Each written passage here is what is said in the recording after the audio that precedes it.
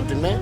Yeah, man. What would you like to talk about? Hilton, I'd like to talk about some on the road business, some on the road memories, some intimate moments.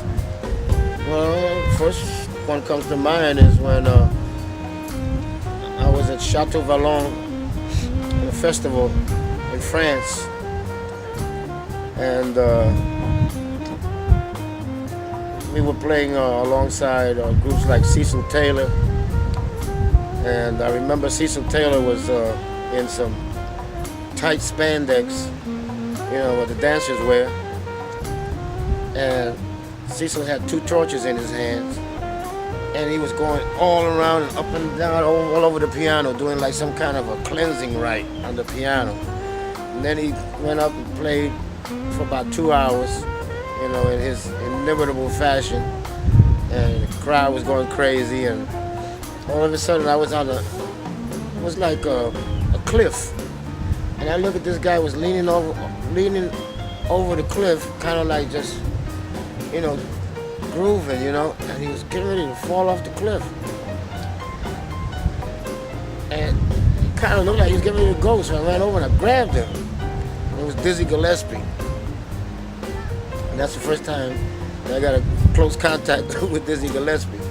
He was also on there. His concert was phenomenal. He had Al Gaffer on the guitar and Rudy Collins, I believe, with the drummer. And he put on a set of some boogaloo that was completely off the scale. I mean, it just, you could just feel it, man. And then being there, all of a sudden, we look and we see a big aircraft carrier. You could almost touch it, right out there. And about 100 cats came in from Brooklyn to Bronx and Manhattan. All showed up on shore leave. And man, the party started, and we were just, we were singing and drinking and, doing everything. I was there with Jackie McLean. It was called the Cosmic Brotherhood.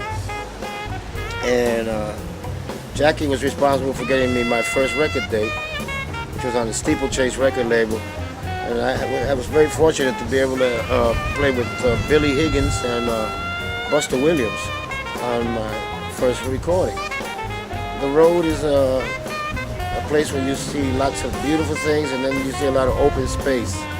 So you have to really bring a lot of, bring your iPod or bring your Walkman, or bring an instrument or read a book or do something, because, road travel entails sometimes 6, 7, 8 hours between cities. So that's where the kind of like boredom can set in. If you're in the Netherlands, in places where it's really foggy all the time and gray, it's the camaraderie and the friendship in the band that keeps everything moving.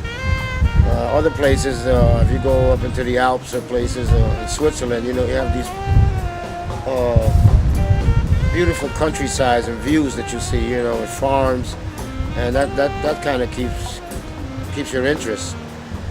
But sometimes at long hauls in the winter, up around the North Sea, where it can get a little rough, But all in all, you take the bitter with the sweet, and it's a good life.